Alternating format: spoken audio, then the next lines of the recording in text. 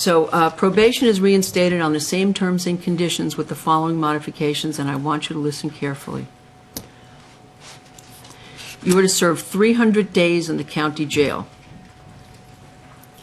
That's 150 days on the city attorney SA case and 150 days on count 5, the second time driving under the influence count of the Beverly Hills case. That time will be stayed, and it's going to be stayed as follows. You're to serve 30 days in the county jail now. You are to surrender within 1 week. I understand that you have some work lined up.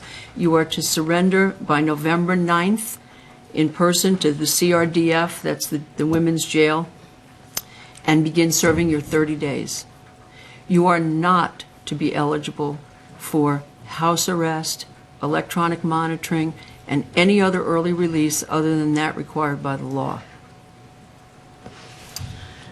When you get out from that 30-day sentence, you're to report on the next business day to the probation department. Is Ms. Mansfield here? No. Ms. Parker asked not to be your probation officer anymore, and you now have Ms. Mansfield. I know Ms. Mansfield. I've worked with her for about 18 years. Good luck to you with Ms. Mansfield, because she's no nonsense. We've already met with Ms. Mansfield, Your Honor. We understand. Do you get that impression? Yes. Okay. Well, I suggest you obey all requirements that Ms. Mansfield sets out for you. And you're to meet with her, as I said, within 1 business day of your release. The remaining 270 days in jail will be stayed as follows, and this is where you need to listen carefully and listen to your attorney. You are to return to this court on December 14th. Between now and December 14th, you are to perform 12 days of community service at the morgue, and you are to attend 4 psychotherapy sessions of 45 minutes. I'm not going to tell you have to do it every week. You have to do the 4 within a month. The 12 days you can do however the morgue schedules you, but you are to obey all of the terms and conditions of the morgue's community service rules. They seem to have an issue with your tweeting. I can't order you to stop tweeting, but if it's one of their rules that you don't tweet about them, don't tweet about them. I've asked them to stop holding press conferences about you too. So come to an agreement, the both of you. You don't tweet about them, but that's not an order. I'm just suggesting don't tweet about them. They're not to hold press conferences about you. So by December 14th, 12 days at the morgue and 4 psychotherapy sessions.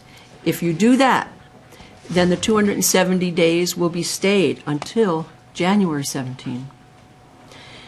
By January 17, you're to perform 12 more days at the morgue and 4 psychotherapy sessions. If you do that, then on January 17, the 270 days will be further stayed to February 15.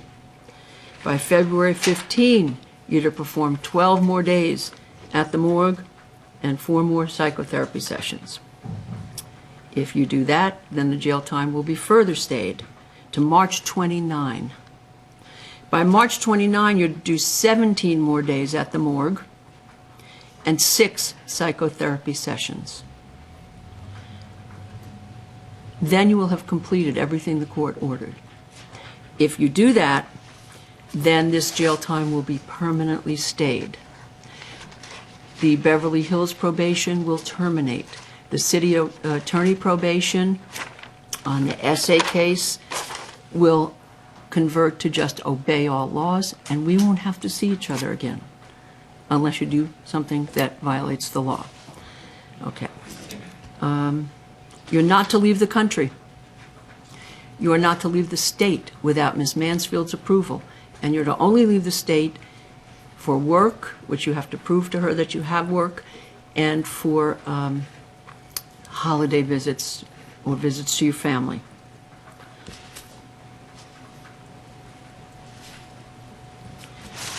Okay, as I said, this is what we really call putting the keys to the jail in the defendant's pockets. Okay. If there's any violation, Ms. Mansfield's to notify me, She is not to wait until the next court appearance. She'll notify me. If she notifies me, I will revoke probation and put a warrant out for your arrest. I don't want to have to do that. All right? From what I can see of you, you need a structure, and this is a structure. The first time you violate, you'll do the remainder of this 270 days.